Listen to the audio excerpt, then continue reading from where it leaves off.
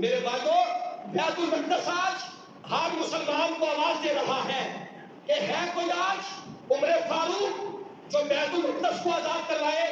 ہے کوئی صلاح الدین ایوبی جو بیت المقدس کو آزاد کروائے؟ میرے بھائیو، آج ہماری غیرت ایمانی کہاں ہے؟ حضرت عمر فاروق رضی اللہ تعالیٰ عنہ جب بیت المقدس کو فتح کیا، بلکہ فتح کرنے کے لیے تشریف لائے، تو آپ کے ساتھ غلام بھی تھا، آپ کے پیارے صحابی حضرت ابو عبیدہ بن جراح بھی ساتھ تھے۔ رستے میں پانی تھوڑا سا آ گیا، چھوٹی سی نہر تھی، آپ نے موزے اتارے اور اپنے کندھے پہ رکھ لیے، اونٹنی کی نکیل پکڑی اور آپ نے وہ پانی سے گزر کر آگے گئے۔ ابو عبیدہ بن جراح کہتے ہیں، امیر المومنین، آپ کو اللہ نے بڑی عزت عطا فرمائی ہے، کیسر و کسریٰ تو آپ کے نام سے کانپتے ہیں، آپ موزے اپنے اتار لے، اپنے کندھے پہ نہ رکھیں۔ حضرت عمر فاروق رضی اللہ تعالیٰ عنہ نے جو جواب عطا فرمایا، آپ نے فرمایا، ابو عبیدہ بن جراح، میں تیرے مقام سے واقف ہوں، کیونکہ تو میرے حضور کا صحابی ہے اور محمد صحابی ہے۔ اگر میں تیری شان کو نہ جانتا تو میں تجھے ایسی سزا دیتا کہ امت مسلمہ کے لیے یہ سزا قیامت تک کے لیے بن جاتی۔ آپ نے فرمایا، اے ابو عبیدہ بن جراح، تو یہ کہتا ہے کہ موزے اپنے کندھے پہ رکھ لو، کندھے سے اتار دو۔ ہم کیا تھے؟ ہماری کیا اوقات تھی؟ عمر سے کوئی 10 اونٹ سنبھالے نہیں جاتے تھے۔ یہ میرے آقا کی نظر رحمت ہے کہ 36 لاکھ مربع میل کا حکمران عمر کو بنا دیا ہے، اور آج سارا کفر اکٹھا ہے۔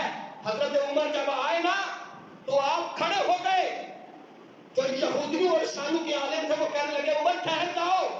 اس نے تورات کو دیکھا، کبھی تورات کو دیکھتا ہے، کبھی جناب عمر کو دیکھتا ہے، دیکھ دیکھ کر گنتی گنتا رہا، 1 2 3 4۔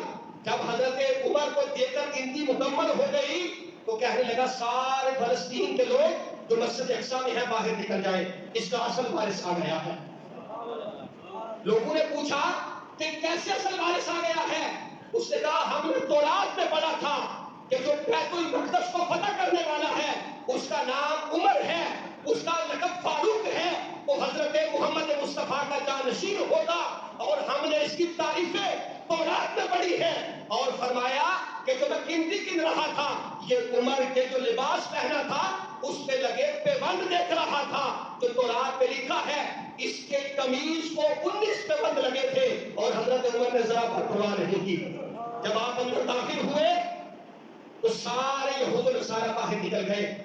میرے بھائیو، اس وقت مسلمان چاہے کمزور تھے لیکن فتح اور نصرت نے ان کے قدموں کو بوسے دیے تھے۔ آج 57 اسلامی ملک کہاں کھڑے ہیں؟ کہاں کھڑے ہیں؟ میرے بھائیو، اللہ نے فرمایا تھا کہ یہود و نصارہ تمہارے کبھی دوست نہیں ہو سکتے، اور ہم ان کے تلوے چاٹ رہے ہیں کہ وہ ہمارے کب سے دوست بن گئے۔ فلسطین کے معاملے میں یہ ہمارا ہمسایہ ملک انڈیا اسی وقت سے زور لگا رہا ہے کہ ہم اسرائیل کی حمایت کرتے ہیں۔ ادھر امریکہ ہے، اس نے اپنا بیڑا بیچ لیا ہے۔ میرے بھائیو، یہاں پہ انہیں اسلام کا خون نظر ہوتا ہوا نظر نہیں آتا، کیونکہ سارا کفر اکٹھا ہے اور ہم مسلمان ہو کر الگ الگ ہیں۔ ہمیں سوچنا چاہیے، ہمیں اکٹھا ہونا چاہیے۔ امت مسلمہ اگر اکٹھی ہوگی، ان کے لیے دعا کرے گی اور یکجا ہو کر اپنی آواز بلند کرے گی، تو تب ہی کفر کو پتہ چلے گا کہ اللہ کے محبوب کے غلام جو ہے وہ جھاگ گئے ہیں۔